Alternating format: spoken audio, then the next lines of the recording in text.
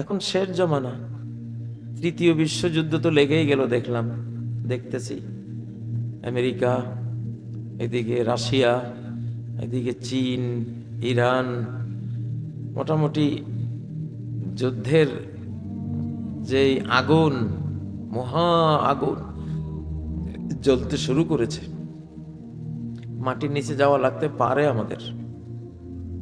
হাদিসে রয়েছে যে একটা সময় আসবে পিঁপড়ার মতো কয়েক মাসের খাবার নিয়ে মাটির নিচে গেলে বাঁচতে পারবে। শীতকালে পিঁপড়ারা খাবার টাবার নিয়ে পুরা শীতকালের জন্য কই যায়? মাটির নিচে যায়। মাটির উষ্ণতায় তারা থাকে। মাটির নিচে যদি পিঁপড়া বাঁচে, আপনিও বাঁচবেন। অক্সিজেন থাকে সরস। মাটির নিচে যে ভিজা থাকে পানি, পানিতে অক্সিজেন ভরা, ঠিক না? ওই যে কিনা সূরা ইউসুফের মধ্যে আছে, وَأَلْقُوهُ فِي غَيَابَتِ الْجُبِّ يَلْتَقِطْهُ بَعْضُ السَّيَّارَةِ। ইউসুফকে কূপের তলায় ফেলে দাও। হয়তো কোনো পানি বহনকারীরা বালতি ফেললে সে বালতি ধরে তাদের বালতিতে করে উঠে আসবে, তারা তাকে নিয়ে যাবে, বাঁচবে। কূপের তলায় পানি থাকলে মানুষ মরে না, কারণ পানিতে অক্সিজেন আছে। আর কূপ যদি শুকনা হয়, মানুষ নিচে পড়লে মারা যায়, কারণ কার্বন জমে থাকে, অক্সিজেন নাই, মানুষ মারা যায়। তো আমাদের এই যুগটা গাজার মুসলমানরা মাটির নিচে গিয়ে বাঁচে, ঠিক না? উপরে তো সব বোমা, একেবারে বোমা দিয়ে সব ধ্বংস করে ফেলছে। আমার একটা আয়াত কোরআনের, এটা পড়ে আমার বর্তমান পৃথিবীর দৃশ্যটা আসে যে কোনো বিল্ডিং মনে হয় আস্ত থাকবে না, কোনো শহর আস্ত থাকবে না। কারণ আকাশে বোমারু বিমানগুলি যখন উড়বে, তখন এই গ্রামে বোমা ফেলে তো লাভ নেই।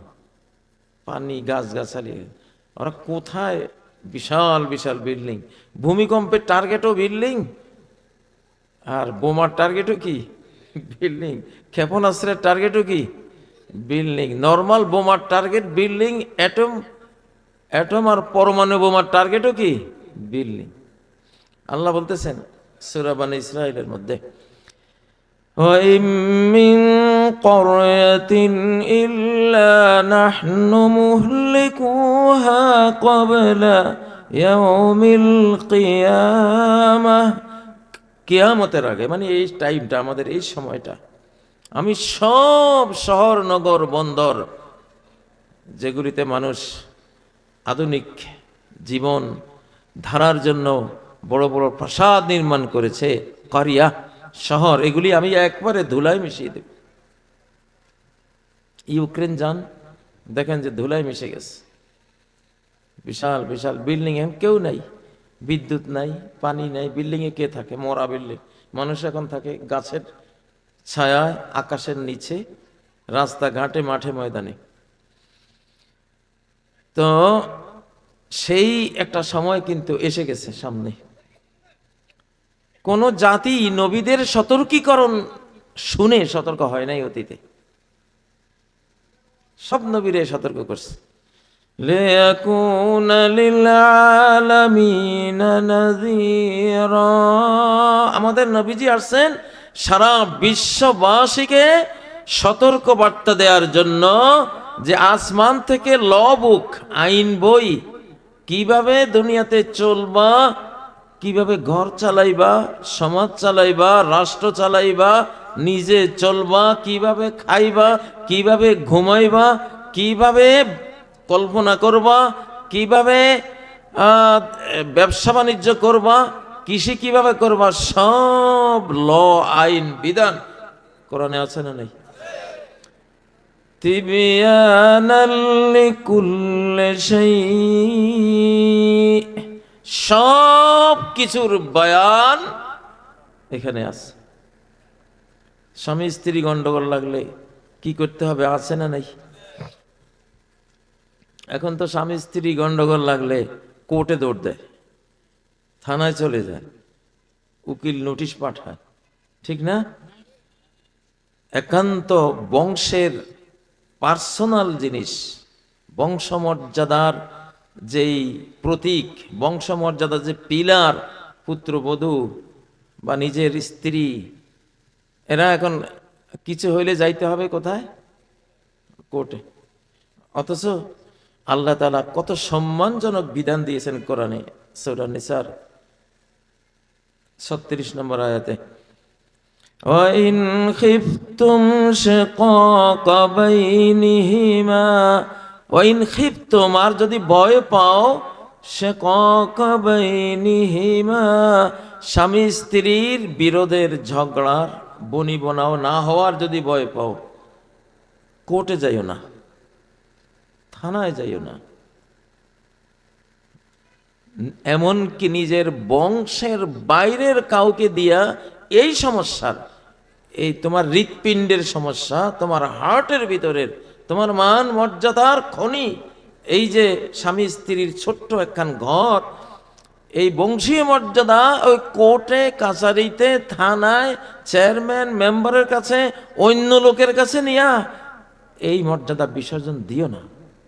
তার পরিণতি তোমার বংশ যুগের পর যুগ তারা ভোগ করবে, অপমান বোধ করবে, সবাই বলবে, ইতিহাস দেখছি যে এরা বউ জামাই কোর্টে দৌড়াদৌড়ি করে, ঠিক না? তোকে মারে দেখছি এটা করে কোর্টে, তোকে বাপেরে দেখছি এটা, মানে বছরের পর বছর, যুগের পর যুগ বংশের প্রজন্মের জন্য বেইজ্জতি, অপমান, অপদস্থ হওয়ার একটা সিস্টেম। কেন আমরা কোরআন থেকে যে নেই এই জন্য। আল্লাহ কি বলেন?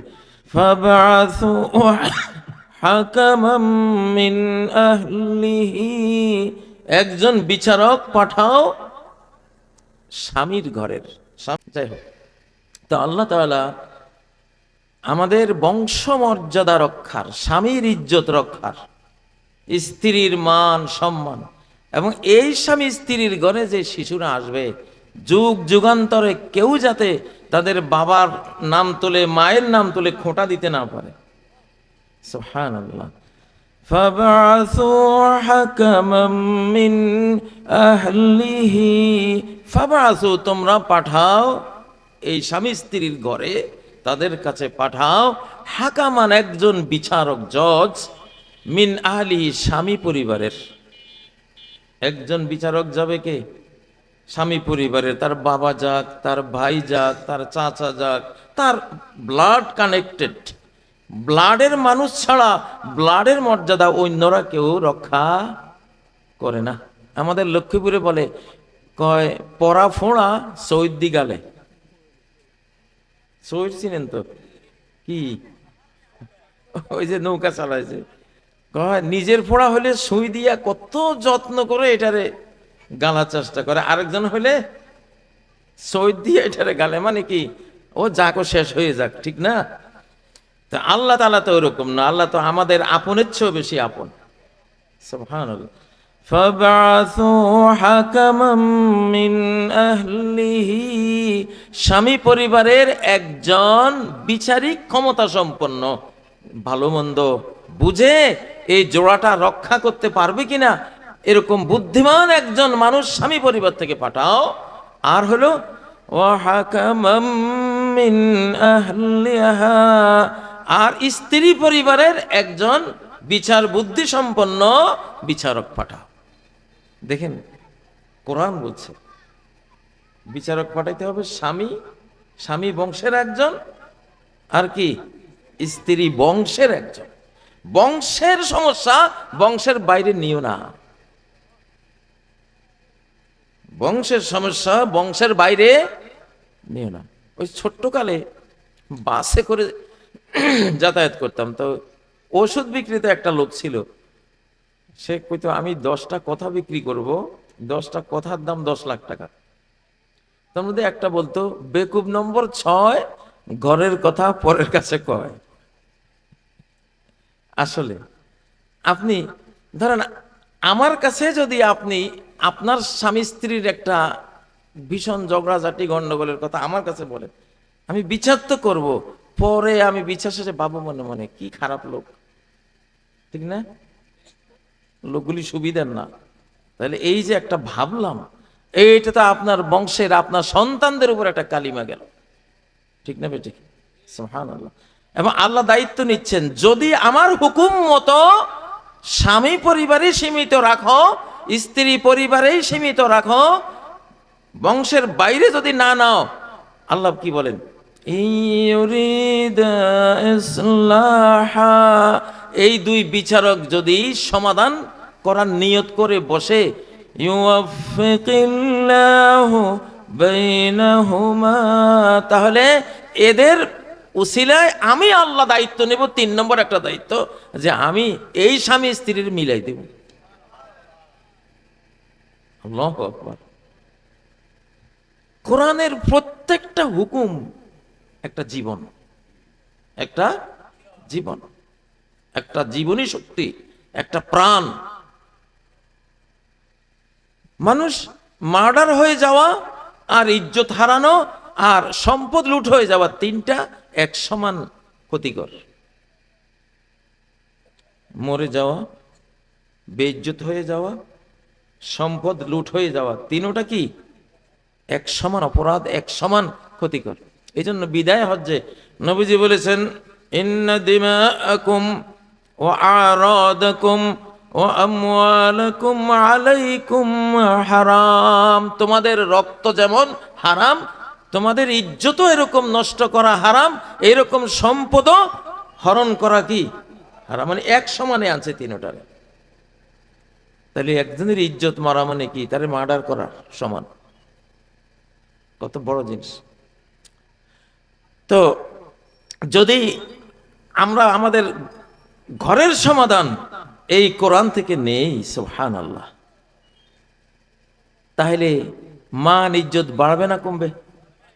সন্তানদের মুখ উজ্জ্বল হবে নাকি কালো হবে? আচ্ছা দেখেন আল্লাহ কি সুন্দরে শেখান। বলবে স্বামী স্ত্রীর জীবন সুন্দর হবে কি দিয়া? আল্লাহ বলেন, ওয়াজআলা বাইনাকুম মাওয়াদ্দাতাও ওয়া রাহমাহ। আল্লাহ তাআলা সূরা রুমের 21 নম্বর আয়াতে বলেন, সংসার চলে দুইটা জিনিস দিয়া, মাওয়াদ্দাতান ওয়া রাহমা, প্রেম প্রীতি। মাওয়াদ্দাত মানে প্রেম প্রীতি, স্বামীর অন্তরে স্ত্রীর প্রেম, স্ত্রীর অন্তরে স্বামীর প্রেম, ভালোবাসা, ভালোবাসা। আর কি? রাহমা, দয়া, দয়া আর মায়া, দয়া আর মায়া।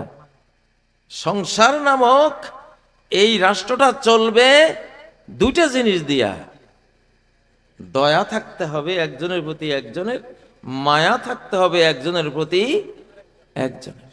যৌবনে মায়াটা বেশি থাকে, বার্ধক্যে দয়াটা বেশি থাকে।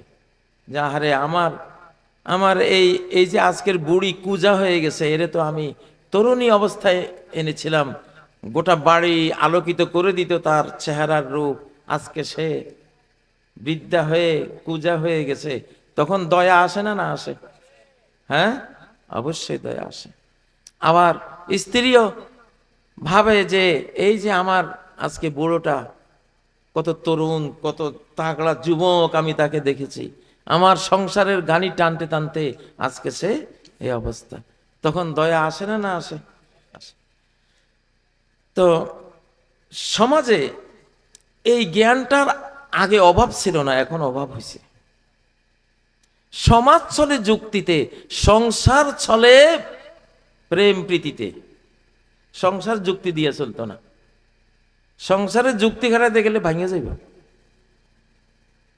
আমি আমার জীবনে অনেক প্রিন্সিপাল, অধ্যক্ষ বা ধরেন ডিসি সাহেব, এমপি সাহেব, নেতা সাহেব এরকম দেখছি। উনি বাইরে যেরকম যুক্তি দিয়া, লজিক দিয়া সমাজ যেভাবে চালান, ঘরে গিয়া স্ত্রীর সাথে ওই রকম, হ্যাঁ আমার কথা কিন্তু উঠবস করবা, আমার অর্ডার মানবা, অর্ডার ক্যারি করার জন্য তো আমি তোমারে আনছি। মানে অফিসের ভাষা ঘরের মধ্যে। এদের সংসারে সারাদিন ঝগড়া লাগি থাকে। ভাই সংসার তো হলো আই লাভ ইউর জায়গা, এখানে অলওয়েজ, এখানে একমাত্র সমাধান কি? I love you. স্ত্রী যতই কষ্ট দাও, বা স্ত্রী যদি বলে স্বামী তুমি জ্বালাও ফোড়াও কাটো, ভালোবাসা দিছি তো দিছি, কল্লা জাকাত থাক, এটা সরাইতাম না। সুবহানাল্লাহ, ঠিক না? 100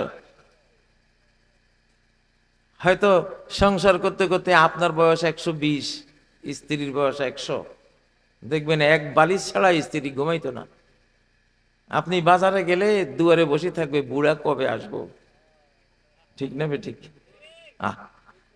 وَجَعَلَ بَيْنَكُمْ مَوَدَّةً وَرَحْمَةً। শিখো কোরআন থেকে, সংসার কি দিয়ে চালাইবা? কয় জিনিস? 2 জিনিস, ভালোবাসা অর্থাৎ দয়া আর মায়া, দয়া আর মায়া। এই দুইটা থাকলে জীবনেও স্বামী স্ত্রীর মধ্যে উকিল নোটিশ, ওই যে কোর্টে যাইয়া মামলা মোকদ্দমা, এইটা সেটা, এগুলি হইব? আমাদের সমাজে, আমি আমার লক্ষ্মীপুর জেলা, নোয়াখালী জেলা, তালাক কি জিনিস এটা আমরা জীবনেও দেখছি না। মামলা মোকদ্দমা তো জামাইর বউ দূরে থাকুক, তালাকও দেখছি না আমরা কোনো সময়। সুবহানাল্লাহ, কি একটা সমাজ কোরআনে তৈরি করে দিয়েছিল আমাদেরকে, ঠিক না? হ্যাঁ, আর সমাজ চলে কি দিয়া? সমাজে যুক্তি তর্ক চলবে, বিবেক।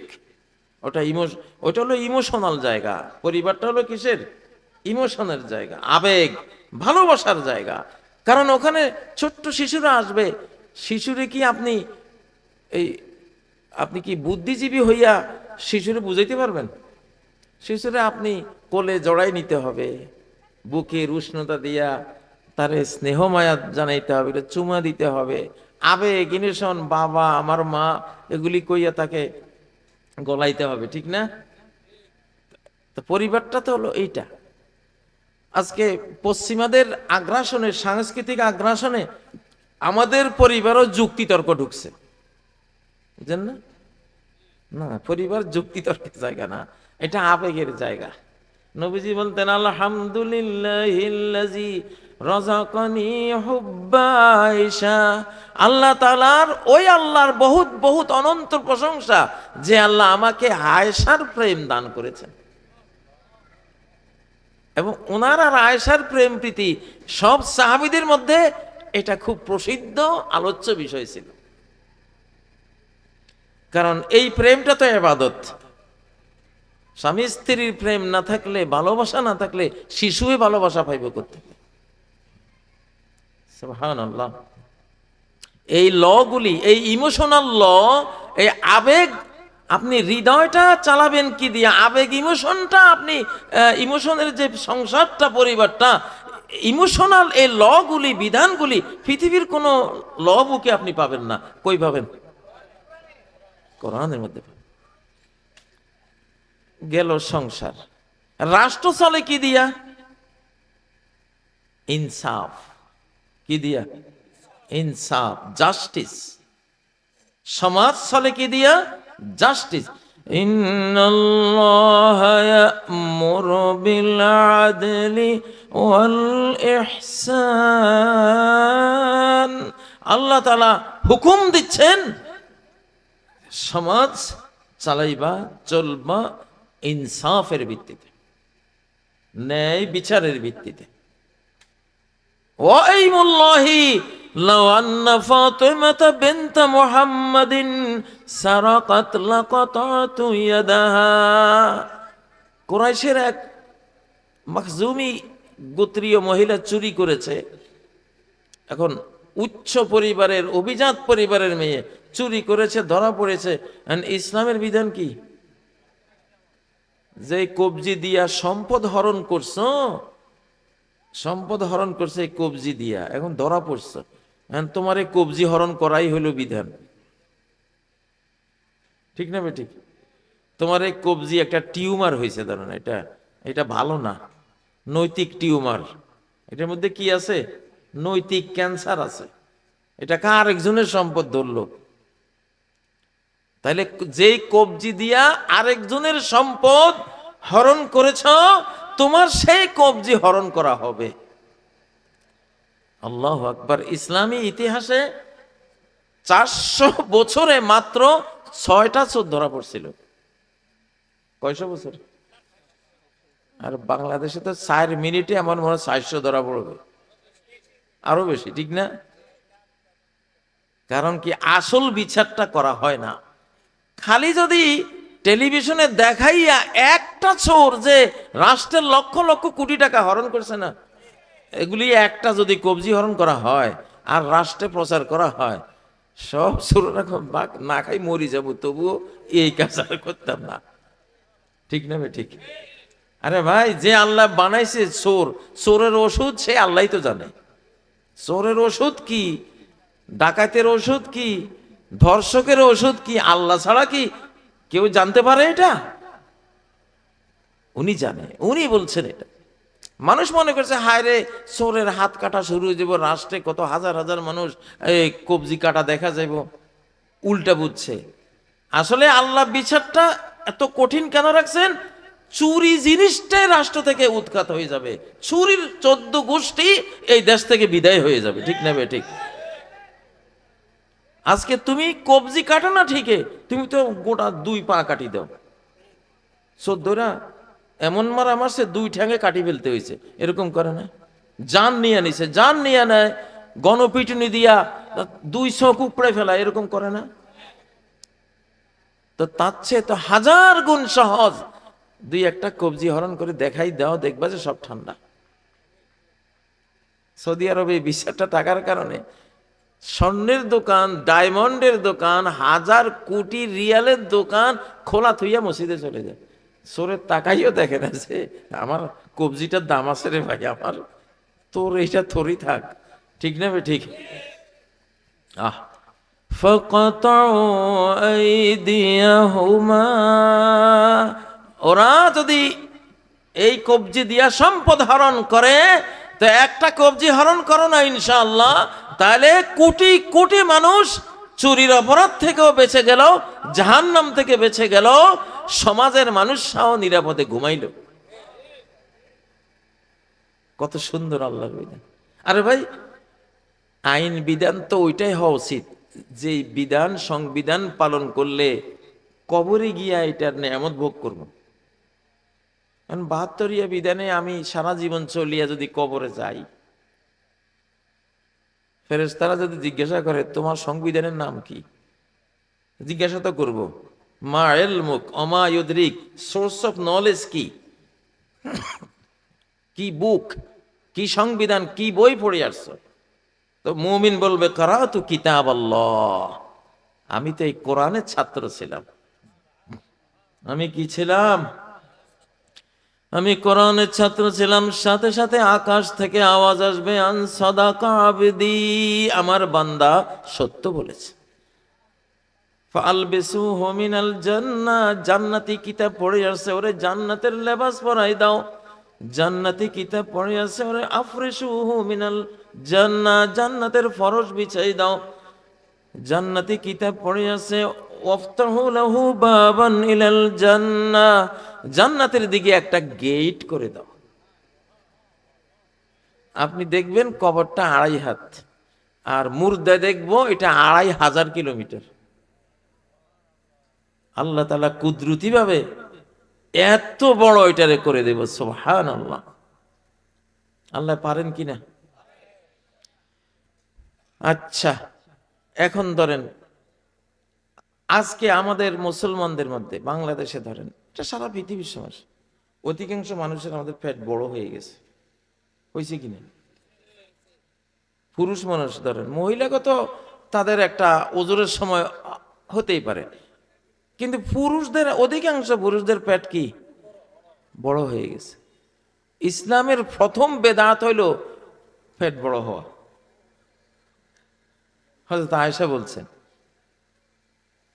যে ইসলামের আউয়ালু বিদআতিন ফিল ইসলাম আশ-শিবা, পেট ভরে খাইয়া পেট ফুলানো, এইটা হলো ইসলামের প্রথম বেদাত। কেমনে বেদাত? কারণ আল্লাহ তো একটা ল দিছে, এখানে আইন দিছে, কেমনে খাইবা ভাই? খাইতে তো জানি না আমরা, আমরা তো খাইতেও জানি না। এমন স্কুল কলেজ ইউনিভার্সিটিতে পড়ছি, কেমনে যে একটু খাইতে হবে, এই খাওয়ার বিদ্যাটা ওই বিদ্যালয় থেকে পাই নাই আমরা, ঠিক না বে ঠিক?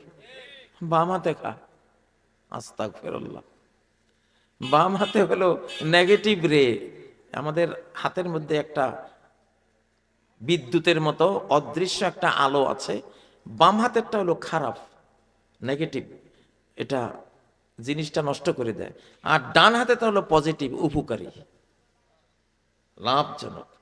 এই জন্য আল্লাহ তাআলা ডান হাত দিয়ে খাও, বাম হাত দিয়া নেগেটিভ, তো এটা এটা হলো নেগেটিভ কাজ করবো এটা দিয়া, ঠিক না?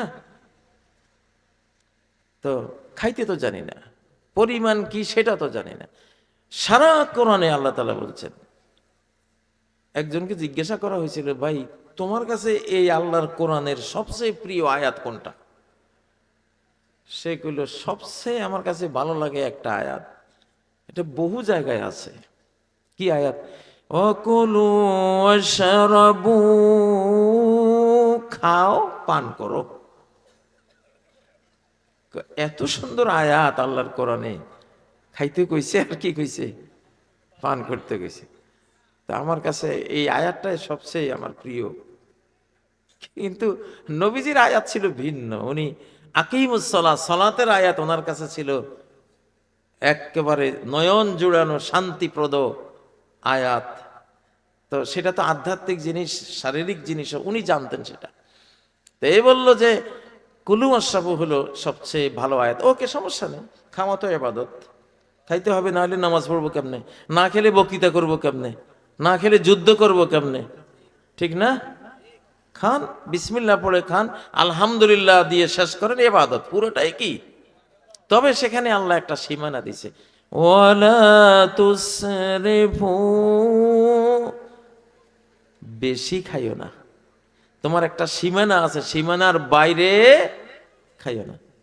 আচ্ছা, মানব জাতির খাবারের বিষয়টা আমরা আপনারা ভাবি কি এটা আর কি, এটা তো কোনো ব্যাপার না, এটাতে আর কি শিখার আছে, খাবো পান করবো ঘুমাবো, এটার শিখার কি আছে? কিন্তু মানব জাতির সবচেয়ে বড় বিষয়গুলির একটা বিষয় হলো খাদ্য বিজ্ঞান। কি বিজ্ঞান? মানব জাতির প্রথম যে আদম হাওয়া, তারা কি যুদ্ধের মাঠে পরাস্ত হয়েছে? কোথায় পরাস্ত হয়েছে? এ খাদ্যের ময়দানে, ডাইনিং টেবিলে, খাবারের আয়োজনে আইসা ওনারা পরাজিত হয়েছে। তাহলে খাদ্য বিজ্ঞান কি জিনিস? খাদ্যের মধ্যে যদি হারাম থাকে, ডাইরেক্ট এই হারাম খাদ্যের কারণে আপনার পরিবারের ছেলে মেয়েরা অর্ধ উলঙ্গ উলঙ্গ হয়ে যাবে, ওইভাবে চলবে, বেপর্দা বেহায়া হয়ে যাবে। আদম আর হাওয়া উলঙ্গ হয়েছিলেন কি দিয়ে? জোর করে ওনাদের পোশাক খুলে নিয়েছিল? একটু হারাম খাবার মুখে গেছে, অমনি পোশাক খসে পড়ছে। আপনি দেখবেন না সমাজের কোনো হালাল খানেওয়ালা কোনো আলেম, আল্লাহর প্রিয় বান্দা বা সাধারণ মানুষ, কৃষক, খেটে খাওয়া মানুষ হালাল খায়, এর ছেলে মেয়েরা উলঙ্গ অর্ধ উলঙ্গ পোশাক পরবে না। সুদখোরের বলা না এটা করবে।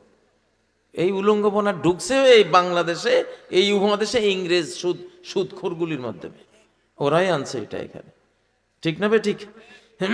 হাফ প্যান্ট পরে হাঁটে, মেয়েদের কোনো পর্দা নেই, কারণ ওই আদম হাওয়ার অবস্থা।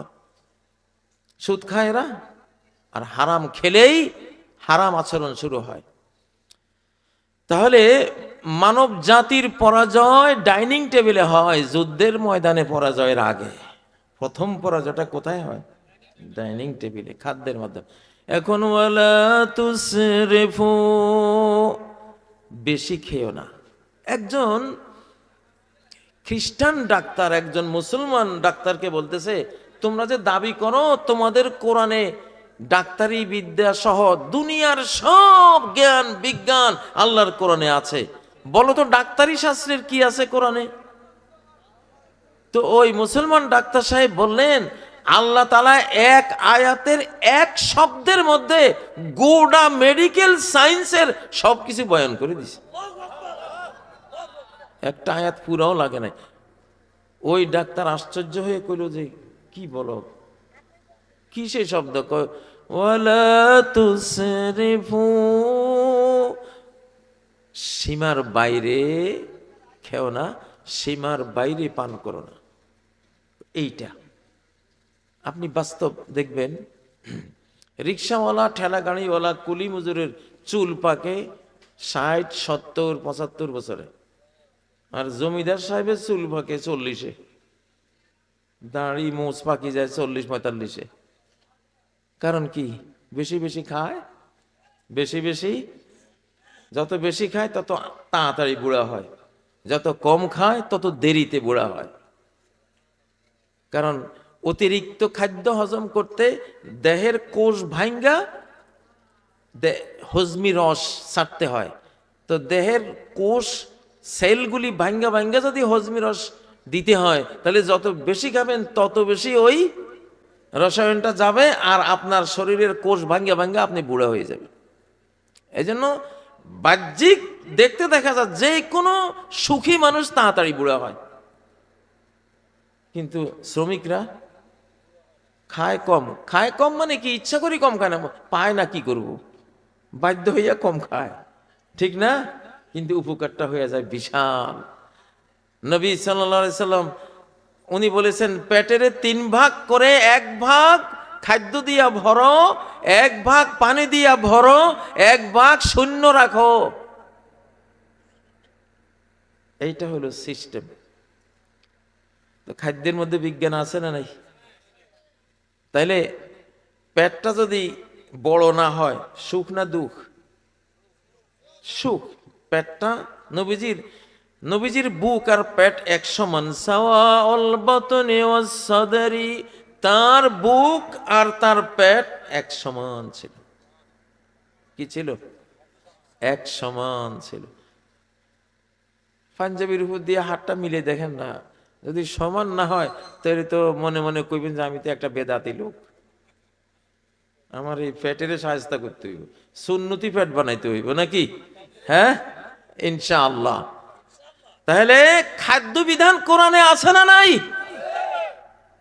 সীমা ছাড়া খাইবা, তাড়াতাড়ি বুড়া হয়ে যাইবা, চুল পাকি যাইবে, দাড়ি পাকি যাইব। আর অল্প খাও, অল্প খাও, সীমানার ভিতরে খাও, 70, 80, 90 বছর পর্যন্ত যৌবন থেকে যাবে তোমার। এটা পরীক্ষিত জিনিস। ওয়াকুলু ওয়াশরাবু ওয়ালা তুসরিফু, খাও পান করো বান্দারা, আমি আল্লাহ জানি তুমি এই স্বাদের জিনিসটাই যদি বেশি খাও তাহলে তোমার জন্য এটা বিষ হয়ে গেল। কি হয়ে গেল? তাহলে খাদ্যের মধ্যে আরো কত হারাম হালালের সব বিধান কোরআনে আছে না নাই? কোরআনে আছে না নাই? কই যে ওয়ালা তাকুলু মিম্মা লাম ইউযকার ইসমুল্লাহি আলাইহি, বিসমিল্লাহ পড়ে যে পশু জবাই করা হয় না তার গোশত খেও না, তার গোশত খেও না। বিজ্ঞানীরা পরীক্ষা করছে, বিসমিল্লাহ ছাড়া জবাই করে দেখছে গোশত কালছে কালছে, গোশতের মধ্যে সব রক্ত জীবাণু ফুল ক্লিয়ার হয় না। আর বিসমিল্লাহ দিয়ে জবাই করে দেখছে ফ্রেশ, পরিষ্কার, উজ্জ্বল একেবারে। এই জন্য ফ্রান্সে, ইটালিতে ওরা জবাই করার সময় বিসমিল্লাহ দিয়ে জবাই করে। তারা বিসমিল্লাহ দিয়ে জবাই করে। বিসমিল্লাহর এই প্রভাব এত বিশাল প্রভাব, সুবহানাল্লাহ। তাইলে এই বিসমিল্লাহ মানে কি? আল্লাহর নামের বরকত নিয়া আমি জবাই করতেছি। দামেস্ক বিশ্ববিদ্যালয়ের বিজ্ঞানীরা বলছেন, আমরা বিসমিল্লাহ ছাড়া জবাই করে দেখছি 20% বিষাক্ত রক্ত প্রাণীর ভিতরে থেকে যায়।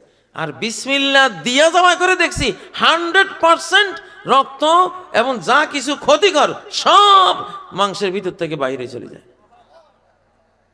বিসমিল্লাহর পাওয়ারটা কি! সুবহানাল্লাহ। আচ্ছা, এইভাবে খাদ্যের মধ্যে তো আমি যদি 10 দিন ওয়াজ করা লাগে খাদ্যের সম্বন্ধে, তাহলে কোরআনে বিধান আছে না নেই? সবই আছে।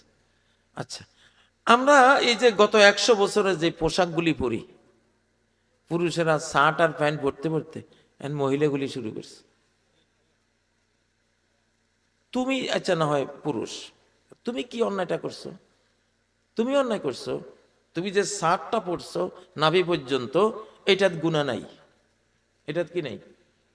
তোমার শার্ট যেটা পরছো, তুমি পুরুষ হিসাবে তোমার নাভির উপরে এটা দেখা যাওয়া, এটা চামড়া দেখা যাওয়া, এটার কাঠামো দেখা যাওয়া কোনো পাপ নাই, কারণ এটা পুরুষের সতন না, এটা কি না, এটা ঢেকে রাখার অঞ্চল না পুরুষের জন্য। নারীর মাথার তালু থেকে পায়ের তালু পর্যন্ত ঢেকে রাখা ফরজ, ঢেকে রাখা ফরজ। আর পুরুষের নাভি থেকে হাঁটু পর্যন্ত চামড়া ঢাকাও ফরজ, তার অবয়ব, তার কাঠামো, তার স্ট্রাকচার ঢাকাও ফরজ। তুমি করলা কি, প্যান্ট বানাইছো, প্যান্ট দিয়া তুমি চামড়া ঢাকছো, নাভি থেকে হাঁটু তোমার ফরজ, এটা ঢাকা ফরজ। ঢাকা ফরজ মানে এটার চামড়া ঢাকাও ফরজ, এটার কাঠামো অবয়ব ঢাকাও ফরজ, দুইটা ফরজ। এখানে তুমি পালন করছো কয়টা? একটা, খালি চামড়া ঢাকছো। তোমার সব বোঝা যায়, বোঝা যায় কিনা? তোমার এই বেহায়া পোশাক দেখে দেখা যেমন সুটকি তেমন বেগুন, মহিলাগুলিও বেহায়া তৈরি হয়েছে, হয়েছে কিনা? জামাইয়ে যে পুরুষের জন্য আল্লাহ আমাকে বানাইছে, ওরা যখন বেহায়া, তাইলে আমরা বেহায়া হইলে মনে হয় এই বেহায়ারা আমাদেরকে ভালোই বাসবে। আসলে তো ওইরকমই, ঠিক না? ঠিক। মহিলারা যখন এই ড্রেস নিছে, এইটা তো তোমার ব্যাপারে ক্ষতি হয়েছে অর্ধেক, আর ওদের ক্ষতি হয়েছে 100% পুরা, ওদের ব্যাপারে। আর তোমার ব্যাপারে আল্লাহ তো বিধান দিছে, কি বিধান? লেবাসাই ওয়ারি সাওআতিকুম ওয়ারিশা, এমন লেবাস পরবা, ইউয়ারি, যেটা কবর দিয়ে দিবে একেবারে চামড়া, কাঠামো, অবয়ব সব শুদ্ধা দাফন করে দেবে তোমার লজ্জাস্থানটাকে। একজন আলেম যখন জুব্বা পরে, একজন সৌদিয়ান তারা যখন জুব্বা পরে, ঠিক না, নিচে পায়জামা আছে, প্যান্টটা যায় আছে, উপরে যখন পাঞ্জাবি বা জুব্বা পরে, তখন তো তার যে লজ্জার অঙ্গটা এটা দাফন হয়ে থাকলো না। কবরে যেমন লাশ দাফন করলে আর উপর থেকে লাশের কোনো কিছুই বোঝাও যায় না, দেখাও যায় না, ঠিক মানুষের লজ্জার অঙ্গটা তো এইভাবে আল্লাহ ডাকতে বলছেন। তুমি করলা কি? তুমি এটা চামড়া ডাকছো, অবয়ব ঢাকা নাই, মহিলারা শুরু করছে। তো এই জন্য পুরুষ পৃথিবীতে কি হয়েছে জানেন? এই ব্যায়ামের কারণে পুরুষের যেই ক্রোমোজোম আল্লাহ যেখান থেকে পুরুষ বানায়, এই পুরুষদের জেনেটিক সৃষ্টিগত গুণ বৈশিষ্ট্য 97% ধ্বংস হয়ে গেছে, 3% রয়েছে খালি। এই জন্য দেখেন পুরুষ মরা, আধা মরা, চিকনা, হাঁটতে পারে না, প্রতিবন্ধী, হাবা গোবা টাইপের পুরুষগুলি তো বরবাদ হয়ে গেছে। 1 কোটি ছেলে তরুণ পুরুষ আছে বাংলাদেশে, এরা ঘর সংসারের উপযুক্ত না। মেয়ে তাদের স্ত্রী হইতো, তাদের কি অবস্থা না? আচ্ছা, আর ওইদিকে মহিলাদের ক্রোমোজোমের জেনেটিক বৈশিষ্ট্য, মানে তার সৃষ্টি করেন যেখান থেকে আল্লাহ তাআলা, এটা বিজ্ঞানীরা বুঝবেন, সাধারণ ইয়েতে ওগুলি ব্যাখ্যা করা যাবে না, কিন্তু এটা তো বুঝেন যে একটা জিনিস থেকে তো আল্লাহ বানায়, যেখান থেকে বানায়। নারীদের বৈশিষ্ট্য 100 ভাগে ঠিক রয়েছে, কিন্তু পুরুষের 97 ভাগ শেষ হয়ে গেছে। কারণ নারীকে ঠিক রাখার দায়িত্ব নারীর না পুরুষের? পুরুষের দায়িত্ব। আল্লাহ কি বলেছেন কোরআনে, আছে না নাই? আর-রিজালু কাওয়ামুনা আলান নিসা, পুরুষরাই পরিচালক কার? নারীর কর্মকর্তাকে পুরুষ। তুমি চালাইবা, তোমার ভিতর থেকে আল্লাহ তারে বানাইছে, তোমার জিনিস সে, তুমি পরিচালক। আদমের বাম পাজরের হাড়ের ভিতর থেকে না হাওয়ারে বানাইছে, ঠিক না বে ঠিক? আপনি কোন বিধানটা চাইবেন? আমার আল্লাহ তাআলা কোরআনে এমন সুন্দরে এক একটা বিধান দিছে, প্রত্যেকটা হুকুম, প্রত্যেকটা বিধান আপনার জীবনের জন্য একটা জীবনী শক্তিবর্ধক, একটা সারাবান তহুরা, একটা ভিটামিন বি কমপ্লেক্স, একটা মিষ্টি আপেল, আঙ্গুর, খেজুর, আম, কাঁঠাল খেলে আপনার যেরকম উপকার হয়, কোরআনের এক একটা হুকুমের দ্বারায় আমাদের শারীরিক, মানসিক, আধ্যাত্মিক, আমাদের নৈতিক, সামাজিক, পারিবারিক এইরকম উপকারগুলি হয়। কারণ কোরআন তো হলো জীবিত কিতাব। পৃথিবীতে একটা কিতাবে আছে যে সব বুঝে, সব শুনে, সব বুঝে। সব শুনে, সব বুঝে, সব দেখে, এবং সে মান অভিমান করে। হাফেজ সাহেব যদি 40 দিন কোরআন তেলাওয়াত না করি থাকে, দেখবেন সব তালগোল পাকাই গেছে, এলোমেলো হয়ে গেছে, পারবে না। তাকে অবশ্যই 40-এ অথবা 30-এ, 25-এ, 20-এ, 15-এ, 10-এ অথবা 7-এ পড়তে হবে। তো এ তো বুঝে, আপনি তারে অপমান করে আপনি রেখে দিলেন তাকের উপরে, পড়লেন না, সে তো বুঝে, সে অত্যন্ত অনারেবল মেহমান, সে আপনার সিনায় থাকবে না, চলে যাবে। তো এই কোরআন তো জীবিত কোরআন। কিয়ামতের দিন ইয়াজিউল কুরআনু কাররাজুলিস সাহিব, কিয়ামতের দিনই কোরআন আসবে আপনাদের কাছে, যারা কোরআনকে ভালোবাসেন, পড়েন, যে যতটুকুই পড়েন, কোরআন তার কাছে আসবে। কিন্তু কোরআন এই কিতাবের ছবি নিয়ে আসবে না। কাররাজুলিস সাহেব, একটা হ্যান্ডসাম বডির পুরুষের ছবি ধরে কোরআন আসবে। কারণ সে তো জীবিত, সে কি জীবিত,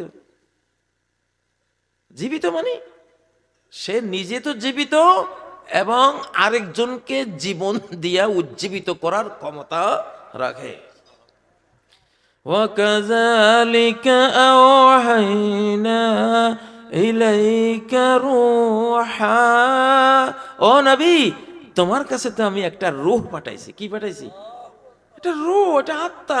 আপনার এই যে বডিটা থেকে রূহ চলে গেলে আপনি মরা লাশ হয়ে যান, ঠিক না? আপনার রূহটা মরা লাশ হয়ে যায়, এই কোরআনের রূহটা যদি আপনার রূহে আপনি না দেন, এটা রূহ। তো কিয়ামতের ময়দানে এই কোরআন আসবে, এইরকম কোরআনের কিতাবের ছবি নিয়ে আনা। কাররাজুলিস সাহেব, সহিহ হাদিস, নাসিরুদ্দিন আলবানীর সহিহ হাদিস সিরিজের মধ্যে হাদিসটা। কাররাজুলিস সাহেব, হ্যান্ডসাম বডির সুন্দর একজন মানুষের ছবি নিয়ে কোরআন আসবে, এসে বলবে, তুমি কি চেনো আমাকে?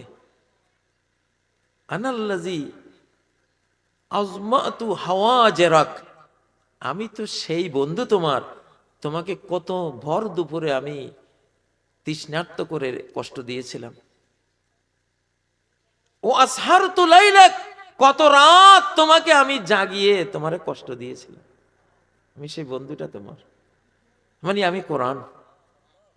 তুমি দিনে দুপুরে পড়তে পড়তে কত পিপাসা লাগছে, পানি খাইতে পারো নাই, পানি পান করতে পারো নাই, রাত দুপুরে তেলাওয়াত করতে করতে, তাহাজ্জুদে পড়তে পড়তে ঘুমাইতে পারো নাই। আমি তো তোমার সেই বন্ধু। ওয়া ইন্না কুল্লা তাজিরিন মিন ওয়ারাই তিজারাতি, প্রত্যেক ব্যবসায়ী তার ব্যবসাকে রক্ষা করে। তো তুমি ব্যবসায়ী, আমাকে দিয়ে যে ব্যবসা করছো, আজকে তুমি আমাকে রক্ষা করতে হবে না। আমি তোমার পণ্য, তোমার প্রোডাক্ট, তোমার সম্পত্তি, তোমার সওদা, আমি আজ তোমারে রক্ষা করব। সুবহানাল্লাহ। কে এরকম হতে চান? এরকম কোরআনের বন্ধু? আল্লাহ তাকবীর, তাকবীর। এই মাদ্রাসা, ফয়জুল উলুম মাদ্রাসায় কোরআন পড়ানো হয় না, নাকি হয় না? কোরআনেরই তো মাদ্রাসা, ঠিক না? বাচ্চা তো দিবেন, নিজেরও আসা হুজুরদের কাছে বলবেন, হুজুর আমাদেরও শিখেন। শিখার কোনো বয়স নাই, শুধু কেবল বাচ্চা, কিশোর, তরুণ হইলেই, তরুণীরা হলে শিখবে আর বুড়েরা শিখবে না, এটা আরেকটা বেদাত। এটা আরেকটা বেদাত। নবীজি সাহাবীরা কার বয়স এরকম 10, 12, 13 ছিল? নবীজির বয়স 40, আবু বকরের বয়স 38, তারপরে সালমান ফার্সির বয়স 250। কত বছর? 250 বছর ওনার বয়স। কোরআনের ছাত্রদের কোনো বয়স নাই, পৃথিবীর সব বইয়ের ছাত্রদের বয়স আছে, ইল্লা হাযাল কোরআন, এই কোরআনের ছাত্র ছাত্রীর কোনো বয়স নাই। মিনাল মাহদি ইলাল লাহাদি, দোলনা থেকে কবর পর্যন্ত। সুবহানাল্লাহ। সুবিধা না অসুবিধা? কত সুবিধা যে আমার বয়স নাই। কে কিছু বয়স নেই? আমার নবী আইসেই মাঝ বয়সে, ঠিক না? আমার ছাত্ররা তো ম্যাক্সিমাম সবাই বুড়া বয়সে। এই কোরআন মানবীয় ছবি নিয়ে আসবে। ফায়ুতাল মুলকা বিয়ামিনিহি ওয়াল খুলদা বিশিমালিহি, আপনাকে কমপক্ষে 65টা পৃথিবীর সমান একটা মণিমুক্তার সোনাদানার 65 পৃথিবী দিবে আপনার ডান হাতে। এই নাও, এই কোরআন বলবে আমি কোরআন, আমি আল্লাহর কোরআন, আল্লাহর পক্ষ থেকে তোমার জন্য উপহার নিয়ে আসে, এই নাও, তুমি সাম্রাজ্য নাও, এতগুলি জগতের সাম্রাজ্য আমি কোরআন তোমারে দিলাম। ওয়াল খুলদা বিশিমালিহি, আর এই নাও ডান হাতে মৃত্যুহীন সুখের এক অনন্ত সুখের এক জীবন দিলাম তোমার, নাও কোরআন। এই কোরআন কি বই পড়ি? পৃথিবীতে বই থাকলে একটাই আছে, পৃথিবীতে আর কোনো বই নেই। আর যেগুলি আছে এগুলি হলো টিকে টিপ্পনি, খাতা মাথা এইসব। বুখারী শরীফে কোনো বই না, কিতাব না, ওইটাও খাতা, ওইটাও কি, এটা বিশ্বাস করা ফরজ, কারণ কিতাব তো এইটাই। জালিকাল কিতাব, কিতাব বলতে যদি কিছু থাকে একমাত্র শুধুমাত্র only one, this is the book, এইটাই হলো বই, আর কোনো বই নেই পৃথিবীতে। আপনি একটা বইয়ের প্রথম পাতাটা যদি ডেলি 30 বার পড়েন, ভালো লাগবে? হ্যাঁ, কেউ দেখলে তুই কি পাগল হয়েছে, তো পৃষ্ঠা একটা বুঝিয়ে ডেলি প্রতিদিন এত পড়েছে। আর এই কোরআনের প্রথম পৃষ্ঠাটা সূরা ফাতিহাটা পড়তে পড়তে পড়তে চুল দাড়ি সাদা হইয়াও আবার যখন পড়ি মনে হয় যেন নতুন, মনে হয় যেন কিছুই বুঝি নেই, আজকে আমার বোঝা লাগবে। হায় সুবহানাল্লাহ, কি অনন্ত সাগর! লা ইয়াখলিকু মিন কাসরাতির রাদ্দি, যত পড়বা, যত হাজার কোটি কোটি বার পড়বা, আমার কোরআনের একটা আয়াত একটা পৃষ্ঠা পূরণ করতে পারবা না। পুরান ভাবনা আসবে, কোনো দিন আসবে না। এই তো রমজান আসতেছে, তারাবির মধ্যে এশার জমাতে তো 29 বার সূরা ফাতিহা পড়বো আমরা, 29 রাকাতে। আচ্ছা, কোন গানের মজলিস কইরা যদি বিশ্ব সেরা কোন শিল্পীর একটা গান 29 বার ওইখানে গায় কেউ, গানের মজলিস করছে আর কি, বিভিন্ন গান টান গাইবে শিল্পীরা, কারণ গান একটা খুব সুন্দর, এখন এটা একবার পড়লো আবার পড়তে আছে, দ্বিতীয়বার পর্যন্ত মানুষ আচ্ছা ঠিক আছে 2বার, যখন 3বার আবার পড়বো জুতা মারা শুরু হইব না। আর 29 বার গেলে তো গানের প্যান্ডেলে আগুন টাগুন লাগাই দিয়া মার্ডার কেসের ঘটনা করবে, ঠিক না বে? ঠিক, গান পাইছে না আর বেটা। হ্যাঁ, কিন্তু এই যে সূরা ফাতিহা আজ পর্যন্ত সারা পৃথিবীর 1450 বছরের ইতিহাসে একজন মুসল্লির মনে হইল না বা কেউ বলল না ইমাম সাহেব এই একটা সূরার কত পড়বেন আপনারা? সে এশার ফরজে পড়ছেন, না যে যা ফরজে পড়ছেন, এরপরে সুন্নতে পড়লেন, তারাবির মধ্যেও পড়লেন। আচ্ছা, ভিতরে অন্তত একটা রাকাত আপনি ফাতিহা সাহেব পড়েন না? প্রত্যেক রাকাতে কইছে কেউ? বলবে কেউ? বলা সম্ভব? বলার কোনো কারণ কি মনোজগতে তৈরি হইতে পারে? আচ্ছা, কোন আখের টুকরা আমরা জিহ্বায় দিয়া চাবাইতেছি চাবাইতেছি, যতক্ষণ রস পাই ততক্ষণ চাবানি বন্ধ হয়? রস থামি গেলে তখন ফেলাই দিই, ঠিক না? এই যে সূরা ফাতিহা চাবাইতে আছে মনের মধ্যে নিয়া, এটা তো রস খালি বাড়তে আছে, দেখতে আছে, এটা যত দিন যায় তত খালি বাড়তে আছে। সুবহানাল্লাহ, বাংলাদেশের টের পাননি এটা যে রসটা বাড়তে আছে। ডাকসু জাকসু রাগসু যোগসু মোকসু যা আছে সূরা ফাতিহা সব লইয়া লইছে। কি এর কিসের গান আর কিসের শিল্পী টিলপি সব বাদ, ঠিক না বে? ঠিক, হ্যাঁ, খালি রস বাড়তেছে না কমতেছে? আল্লাহু আকবার, এইটাই কোরআন, এইটাই কি কোরআন। সুবহানাল্লাহ, এটা দলিল যে এটা কার বাণী? আল্লাহর বাণী। এটা মা হাম চুনাদার আউয়ালে ওয়াসফে তুমান দায়েম। শেখ সাদি বলেন, ওগো আল্লাহ রহমান রহিম, দফতর তমাম গস্ত, খাতা ভলিউম যা ছিল লিখতে লিখতে লিখতে লিখতে সব শেষ করে ফেলাইছি, খাতা নাই আর আমার কাছে। ও বাপায়া রশিদ আমার 130 বা 160 বছর বয়স, জীবনও এখন শেষ প্রান্তে, লিখতে লিখতে লিখতে লিখতেই আছি। কি লিখতেছি? মা হামচুনাদার আউয়ালে ওয়াসফে তুমান দাইম, কোরআন থেকে। কোরআনে যে তোমার একটা নাম আল্লাহ, কি মর্ম এর ভিতরে আছে। আমি লিখতে লিখতে জীবনও শেষ করলাম, ভলিউমকে ভলিউম, জীবনের ভলিউম সব শেষ করলাম। তোমার 99 নামের এক নামের মধ্যে আমার লাইফ শেষ।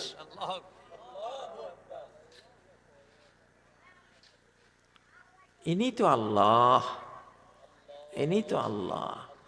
আর উনি হলেন মুসলিম জাতির রব, মাবুদ, মাহবুব, মাকসুদ সব।